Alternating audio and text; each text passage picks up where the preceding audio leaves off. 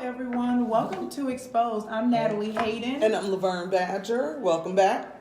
And we have with us, this is our weekly Wednesday conversation on how we end abuse, just violence in general. So we're very excited. And this month we get to highlight for the month of January human sex trafficking or human trafficking, correct? Right? Yes. And today, that's what this month is about, right? Correct. And so before we go any further, we have to announce this beautiful queen that we have sitting here next to us. That, you know, if you live in Milwaukee, Wisconsin area, to not know her, I don't know where you're living, but but she has her feet on the ground. She's everywhere she needs to be. And we are talking about the Miss Dana World-Patterson. Thank you. Yes, so thank you so much, Dana. We really want to just jump right into the meat of things because this is a pressing matter and it is a hot topic that not necessarily it should be just for the month of January, but it is a topic that needs to be talked about every chance that you can, and you've been doing that. So we thank you for this invitation and this exclusive opportunity to share what you do. So if you don't mind, just share, just hopping right in. We want you to share, who are you? How did you get involved in founding the Foundation for Freedom, Foundations for Freedom. Foundation for Freedom. So we're going to let you... Foundations to build freedom upon. There we Foundations go. Absolutely. for freedom. Yes, ma'am. Okay. All right, so we're going to let you take the floor, if you don't mind sharing with the community, the World Wide Web, on why are you so passionate about this Foundation for Freedom? Oh, I absolutely love it, and it has been wind beneath my wings. For the past, January makes 28 years, I've been teaching etiquette and image. So I've been intersecting with women and girls for a long time. You know, it's that part where misery becomes your ministry. Yeah, growing up, having the misery of being a woman, finding herself, girl stuff. And God was like, oh, wait, I'm making you to strengthen other women. Yes. So get it together. Get yourself together. That was my first interaction with you, first and foremost, was the etiquette. And I can't say how much I appreciated you just bringing out the foundation of what it means to be a woman and how to carry yourself. Because we don't get that as young girls growing up into womanhood. What does that look like?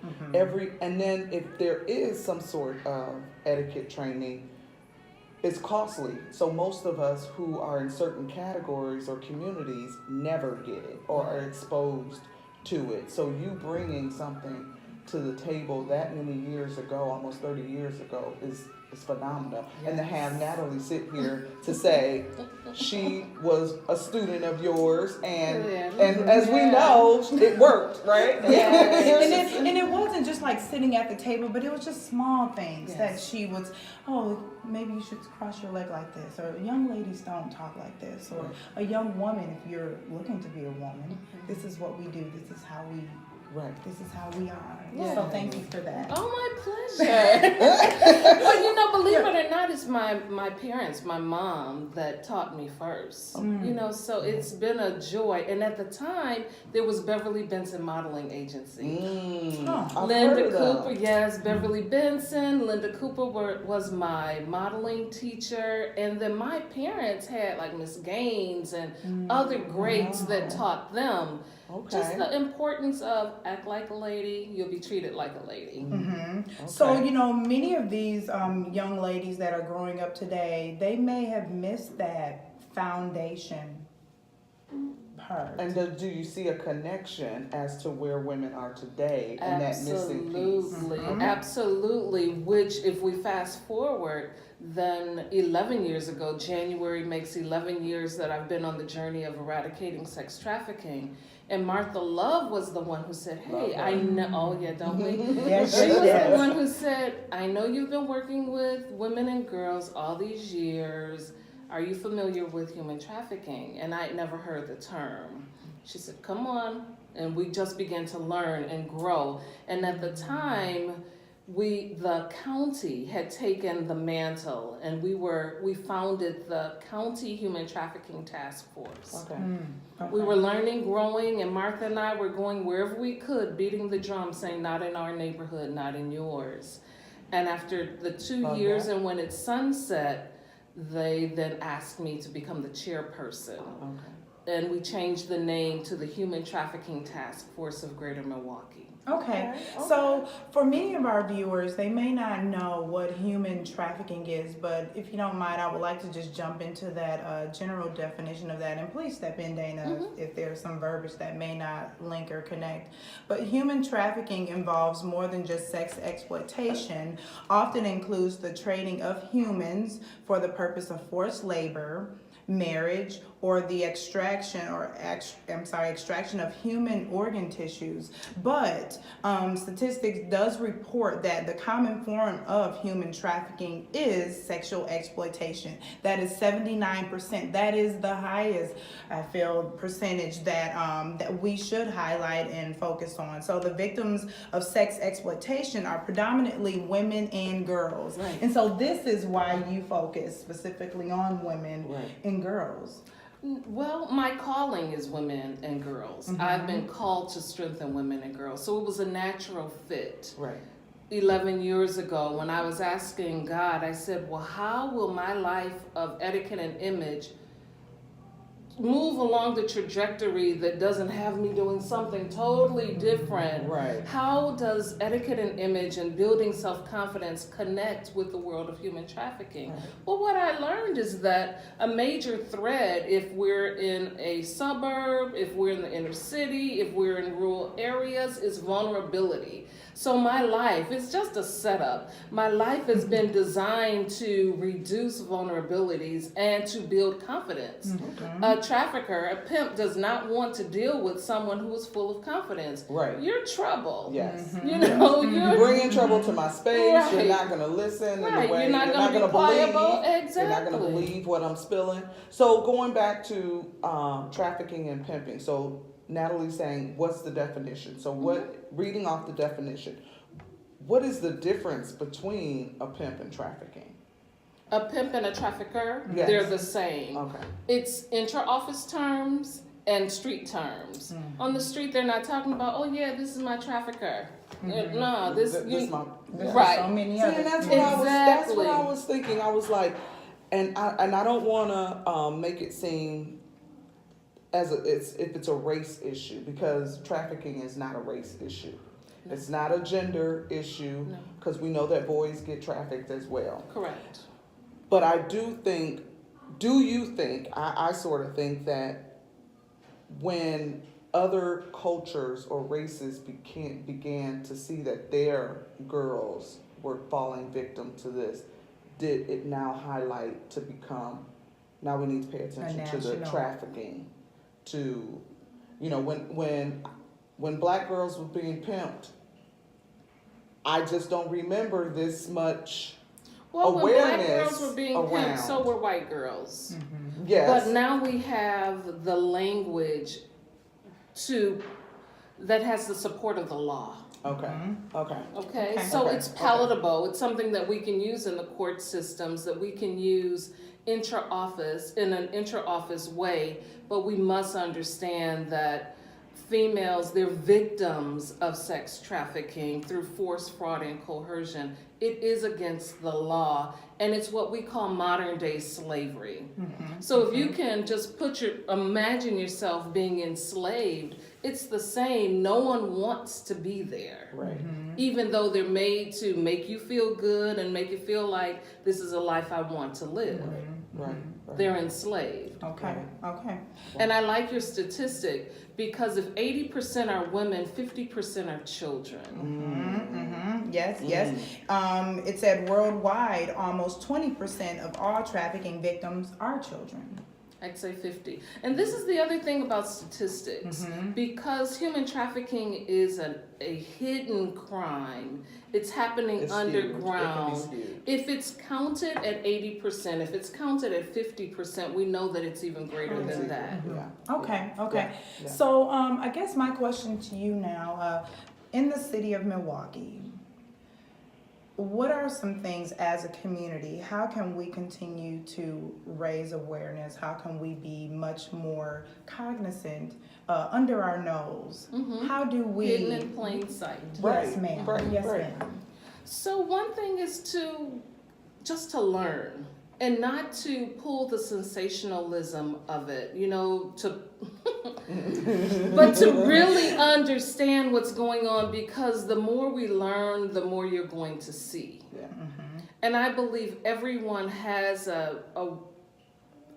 will be brushed with human trafficking in one way or another. Right. From our family, our neighbor, someone we see in TJ Maxx, in the grocery store, we're going to be brushed with it. So the more we know, the more we'll be able to see and more we'll be able to do. Well, you know what I saw, and that education is key. Exactly. And I had read somewhere that airlines are now training their stewardess to identify with signs of trafficking. Exactly. The behavior of a young girl, a young boy, like, are they really distant? Do they look like, are they not making eye contact? Correct. Is that adult figure, male figure, or a female figure? Because females can be traffickers too. They can pull, they pull girls in as well. And I thought, let's say it like this: women are also pimping out their daughters. Women are also pimping out children and their neighbors and their nieces. Women are also pimping out folks. Yes, and so to have the airlines pay attention to that, that's huge. It is. That was huge. I'm thankful. And also when we travel, we'll often see signage about human trafficking in the airports. Yes. That's really great. Right, because it highlights where we would all be in an airport or bus station or something, minding our own business and not really paying attention. Maybe that little girl who looks like she is with a stranger. That maybe that's not her dad. Maybe that's not her aunt, mom, or whatever. Should we be saying something? And it's making it okay to say something. Exactly. So raising that level of awareness. Right. So I think, like Dana was saying, with the education piece, and when we have big organizations on board with saying that we're not going to deal with this anymore, I think that pushes things forward. I would say that you never notice somebody else's car until you get a car. So if you get that Chevy Equinox, or I'm like, I never paid attention. I never paid attention to it. Same colors. Right. I never paid attention to it until I got mine. Right. And then, but it's the same thing with, now that I know what it may look like. Yes. That when I see it, I'm gonna recognize it. I'll second guess myself to, some just certain things. Like I want to tell this story, but she posted it, so I will tell this story. One of my bonus daughters, she videotaped a guy, young men that were following her and her daughter around in the grocery store. She got this feeling like it was at night. She was in there, grandbaby was in the cart, and you could hear her voice rattling, her tearing, crying, because she's like, something is wrong, and you can see the camera as she go down each aisle. They're going down each aisle with her, and she's videotaping that. And I'm just like, here is one of those things where she is aware. Yes. We also as individuals, women, we have to be aware of our surroundings. Absolutely. My husband tells me this all the time. You're not aware of your surroundings. And I'm like, because I'm with you, I don't have to be aware of my surroundings. But when I'm by myself, I am aware of, I try to be as aware of my surroundings. Who is lurking? Why are they looking at me? Not just following me around because you think I'm going to steal something. No. Like, why are you following me around?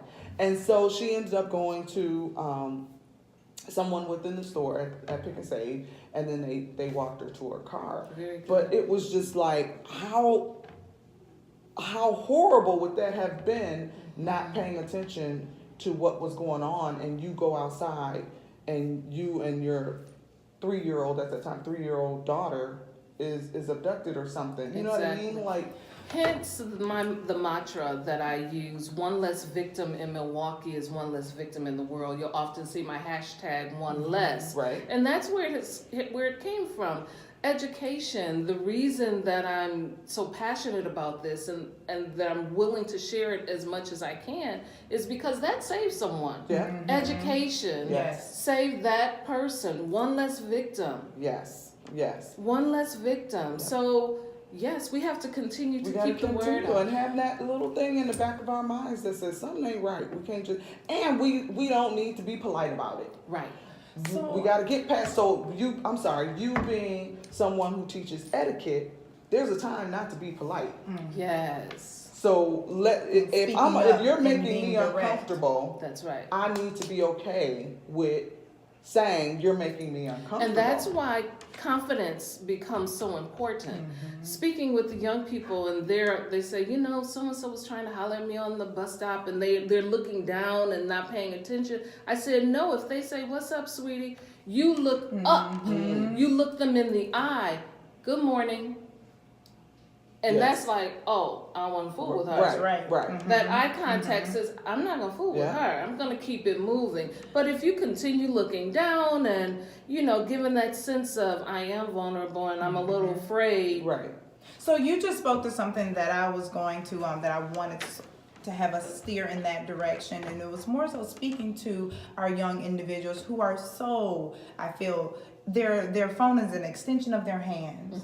And even some of us adults, we're looking down, we're not aware, we're not attentive. But what are some things that we can do? And you just simply just said it at that moment. If someone speaks to you, take a break from your phone, look up, give them that eye contact, and let them know that you see them, you recognize, and whether you want to take an advancement or that whatever that invitation, that's totally up to you. But to take that time to say that I see you, I recognize you is really important. So I think it's really important that our young individuals are aware and becoming more aware of the and understanding your power. Absolutely, yes. Understanding your power within the space that you're in, and knowing that I remember being pregnant on the bus. And a guy sat next to me. I was on my way to the doctor's office, city bus, and he sat next to me with a trench coat on and no clothes. And he sat and he opened up his trench coat and proceeded to masturbate in front of me. I sat there until it was time for me to get off the bus. I sat there. How many stops did I sit? Because I thought, so I was in against the window, and he sat down.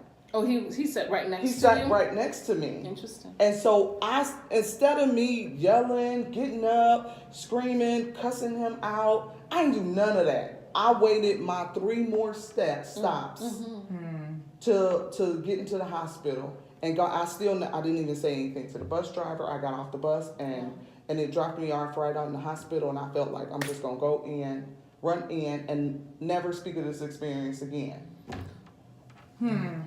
What my adult self says, girl, what place were you in that you couldn't even fight for you couldn't even stand up for yourself to say, what the heck is you doing? Get away from me. Bringing attention to the entire bus to say, this fool is doing this and I'm a kid. You know what I mean? So do you think many of our young adults, they don't have that innate power and will to speak up for themselves? Absolutely. I know I didn't have. And how can we ignite that in them? How can we, as a community, allow our students to, or our young individuals to feel like they have a voice? I think that's really what it is. I think it's called real conversation. And so through Foundations for Freedom, we have a program called Project Pink, where we go into the schools.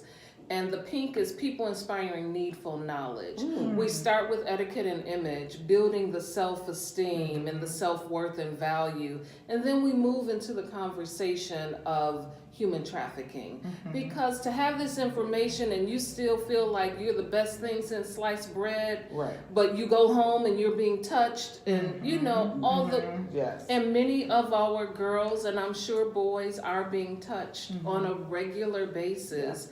and you wonder why they come into your space and they're angry. Yes. They're already at this heightened level. They don't have the opportunity for their brain to come down. Many are being touched, inappropriate. So education, real talk. Yes. I'll admit, it would be nice to think that a 13-year-old, 13 being the average age that girls are trafficked domestically, we're starting to see the 12s and the 11-year-olds as well. So you can imagine, for me, I was flat-chested, no hips, and I know of an account where a woman said that was her and she was forced to work the pole. So there's an appetite for the flat-chested as well as for the hips and butts and breasts, right? Yes.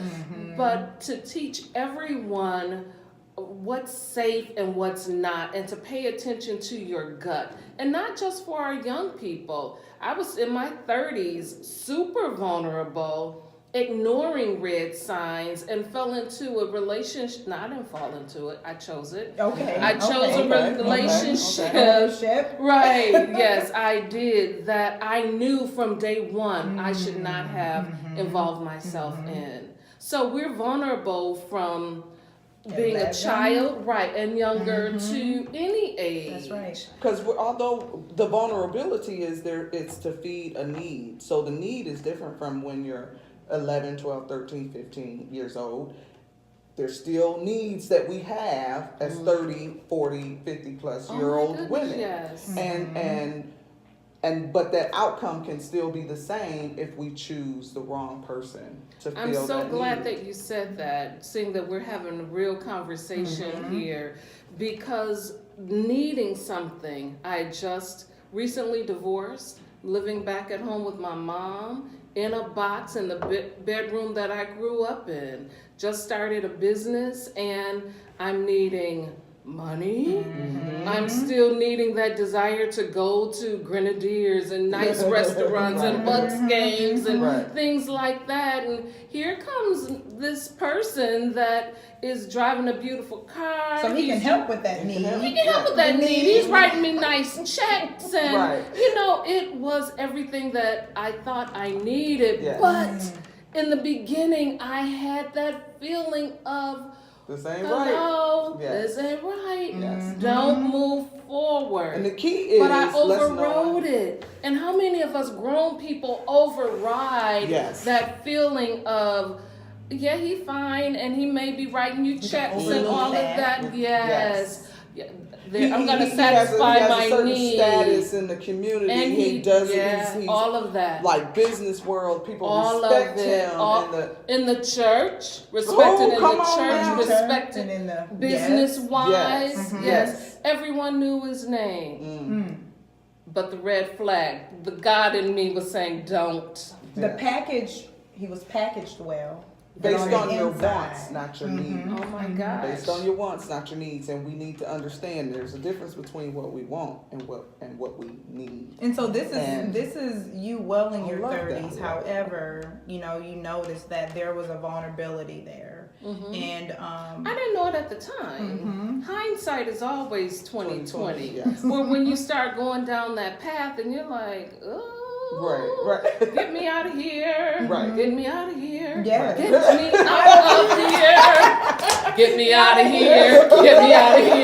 Get me out of here. Right. I mean, for real, but how many people still have that knowing of get me out of here? And They we stay. We settle that noise Come down. on. We were like, I was no, like, get me out of here. That's Get me the out devil of trying here. to hate on this relationship. That's my insecurity. He'll be Oh, okay. come on, so true. He'll be okay. That's just me. But no, our bodies and God has a way of speaking to us that we have that ability to ignore it. And so there's a lot of women who say, I never saw it coming. I'm not gonna say that they never saw it coming, but I'm gonna say I think that there are defining signs that let us know whether they're screaming with a with a bullhorn or very subtle. The signs are there's some things that kind of says But yeah, that's what we need to also allow for our young people is to say, listen to your gut sometimes. Absolutely. You know, pay No, attention. all the time. All the time, yes. In every situation. In every situation, and it's not stranger danger.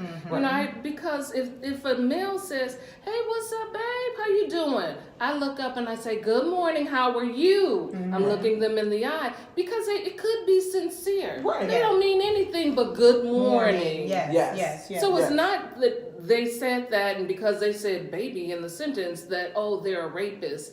No, some people, that's just their vernacular. Right. But you give them that eye contact. Good morning, and how are you? Let them know you ain't the one to be played with. Exactly. Yes. Yes. So Ooh, I love the conversation, but of course, you know, we really want to tackle just some things that are going on within the community that Foundation for Freedom is handling, as well as just for the month, the scope of this month. Is there anything that you can share to our community, how we can get involved, how we can stay, not just for the month of January, but stay abreast on how we can tackle this together, because one person can't do it. No, it really does take a village to continue to eradicate human trafficking. And we say human trafficking, but there's the labor side and the sex side. Foundations for Freedom works more with women who have been sex trafficked. Thank you. And on the prevention side. So just learning, that is the main thing. Become educated. Yes. Educate yourself, education. And then if you feel that you have something to offer, there are several organizations that can use your help, you know, for volunteering.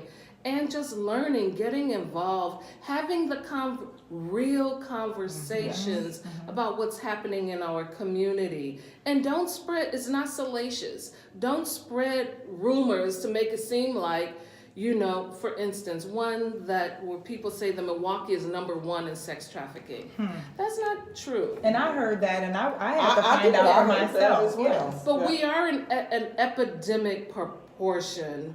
1,400 girls went missing in 2016. 1,100 of them were African American. Where are they? Wow. Even with the young lady in Barron, the girl in Barron, I received calls, well, do you think it's human trafficking? I said, well, we know too much to not think that way. Right. But she could have been dead in the bushes. You know, we had no idea, but that level of education, I appreciated that. I couldn't speak to whether or not she was trafficked, but from Barron, Wisconsin, exactly. They put it as an option. Northern Wisconsin, to Milwaukee. They're wanting to know are these the signs of human trafficking? It's on the checklist. Yes. We got it on the checklist. And that's what's important. It is. Because it's just like if the wife or husband is married, it's always the spouse that is the first suspect, right? But now being able to say if something is happening, it's not that's with our kids, it's not that she ran off. She's a runaway problem child that this can be. Let's see if this person has been trafficked. Let's look at some of the signs. Let's look at what's going on in the home that they're really trying to figure out if there's a child that goes missing, that it doesn't fall, or if it does fall into that category. And unfortunately, many of our girls, if they have been trafficked, they come home, there's a revolving door. They run again. They run again. It says that the statistics say 6 to 16 times of returning before a person kind of lands on the fact that, okay, I've had enough of this. So you can imagine being 13 and your brain is not fully developed until you're 25. So what seems to be common sense for us, it's a long journey for a teenager. So it doesn't surprise me at all that someone that is person considering themselves a pimp or trafficker would then want to bring in someone that is very pliable into their malleable, into their stable, someone that they can force, fraud, or coerce. And if you're under 18, we don't have to prove that because a child cannot consent to sex. Even though we know many children are having sex, it's against the law. We do have to prove it if you're 18 and above, if you're an adult. Okay. But then I want us to consider our language.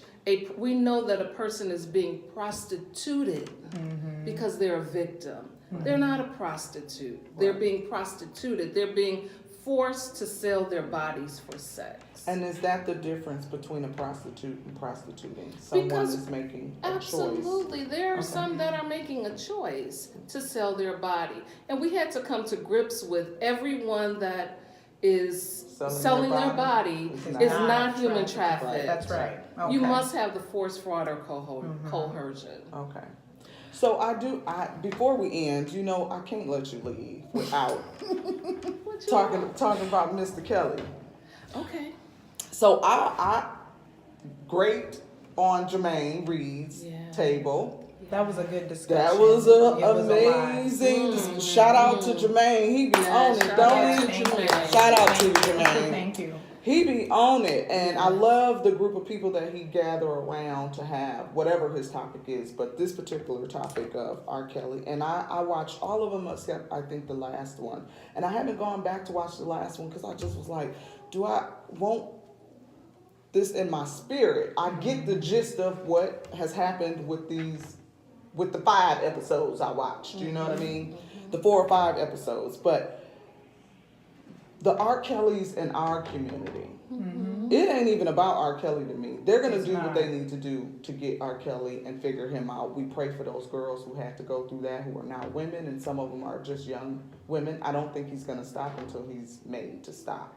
But the R. Kellys of our community, what are we doing to not only address the R. Kellys, but the ones who help the R. Kellys of our community, who turn the eye in our homes, those bystanders in our homes that know something ain't a little right. We know that Michelle don't like it when he come over, but we ain't paying attention. He's invited anyway. But he's invited anyway. I mean, or if we know he's done something, she still has to see him at a family reunion or at a family outing. Or let's just pretend it never happened. Or we pretend you're gonna be all right. Yes. Is it enough to just ignore it? Is it enough to just say, "Oh, let's not invite him"? Is it enough to to call this person out? What is enough? I can tell you that these girls want their parents to flip the table. They want them to get angry, do something about it. He's been violating me.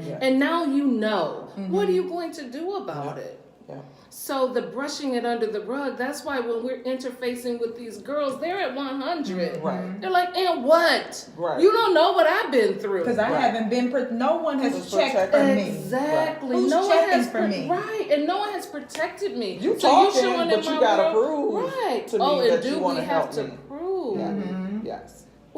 There's so many layers of having to prove that we're not someone else that's just going to leave them and not care about them.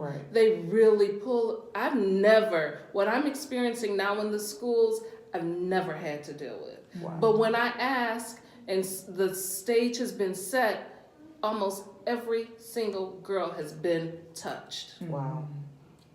Now 11 years ago, that was my aha. Because 11 years ago, I was thinking, girls, what's going on with girls? I used to show up and it's like, hey, Miss Dana, how are you? We love you, we love you. Prove yourself, honey. Don't touch me. Prove yourself. And do you blame them? Well, now that I know, I do not. But 11 years ago, I'm thinking, what's going on with girls? What's happening from school to school? And I walked into a high school and I asked how many of them had been touched inappropriate. 14 of the 15 girls began to tell their story. And I knew from that small sample that, okay, we're dealing with, I'm on to something here. Right. Because that's the age pimps want to deal with someone that has been touched inappropriate. Yes. Because then they can say, in like, I'm saving you. I'm daddy, baby. Yes. Your daddy. And that is the right. Yes. Your daddy didn't do it. I got you. Yes. Let me take care of you. What you need? What? All of that smooth talking. Right. And they show up as boyfriends. ones. You would be crazy to show up in a red fur hat, Right. 3-piece suit with your gator shoes. Right. You would be foolish to show up that way. Yes. So they We show know that up monster. smooth, right? Show up like boyfriends, get to know the vulnerabilities in the families. Yes. So it's a beast. So what about the accountability piece? What are we doing in the community, and what needs to continue to happen if it's not happening, to make the bystanders accountable and those when we know the perpetrators? Enablers are just as culpable as the person that is the trafficker, that is the rapist, the John. They're just as culpable. And we saw that if we just say that docuseries is a template for us. Yes. All the enablers around, if they were to tell on his action, then their money dried up. Yes. Yeah. So we see money over humans again. Yes. Yep. And that's all human trafficking is money over humans. Money over humans. And we see that in so many scenarios. Because if people were saying, I kind of saw some posts that were saying on some videos that were saying, you don't know how the managers who didn't speak up, you don't know how they had to feed their families.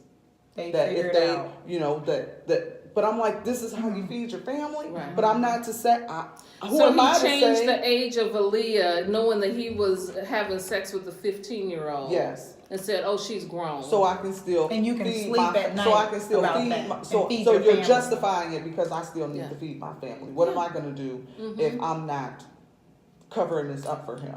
And Do I get an extra bonus because I helped him cover this up? You know what I mean? You're taking women to get abortions to cover up stuff that he's doing. But again, people were saying he had did he have to feed his family? You having a person make a choice to say, my family or yours.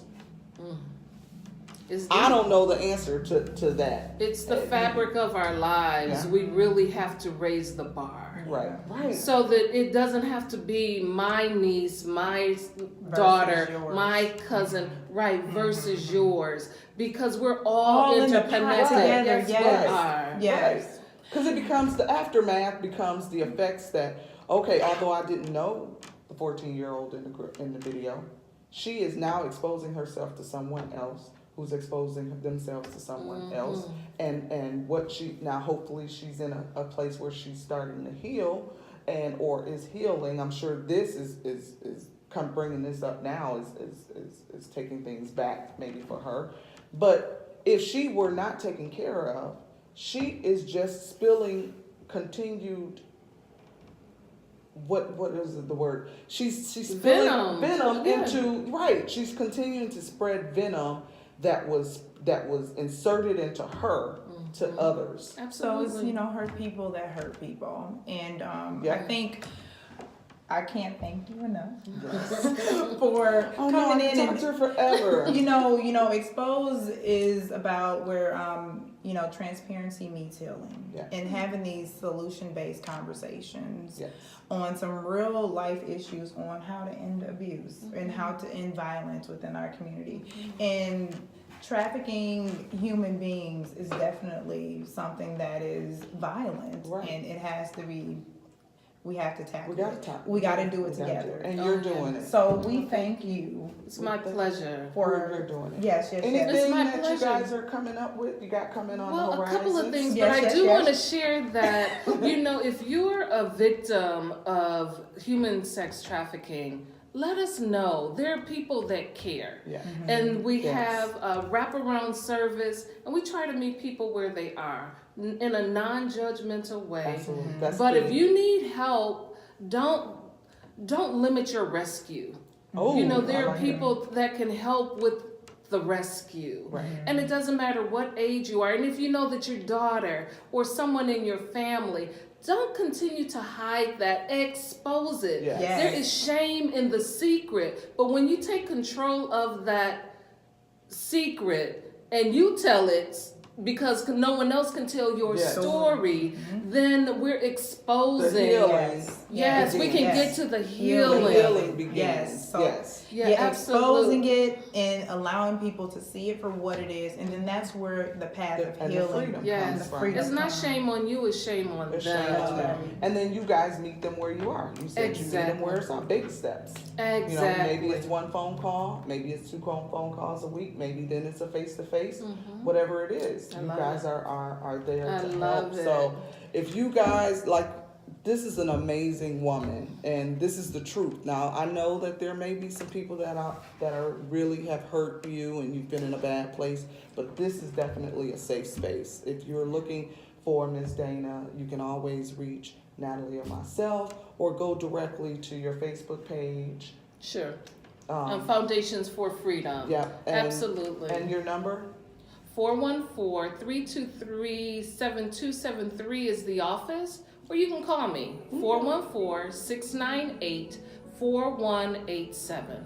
Okay. And we'll be sure to provide all of that information on our page on Exposed, and we look forward to connecting with you guys next week, Wednesday. Yes. Yes. This Now, was- on the 24th, we're having a Human Trafficking Awareness Day event through the task force. That will be our 8th one at 88.9 Radio Milwaukee at 5 p.m. is the reception. And save the date for March 24th. We're having our fashion walk. And these two ladies here are going to be my mine. God. Yes. Oh, yeah. It's Lord, going to be a blast. Lord. Oh, my God. March Oh, my God. 24th, March be 24th. there. Oh, That's my a God. Sunday, y'all. Yes, Yep. thank you guys so Lord. much. We'll be in the place and we'll provide information for you. Yes. Happy Wednesday. Happy and Wednesday. Have a great day, guys. Take care. Love you guys. Thank you.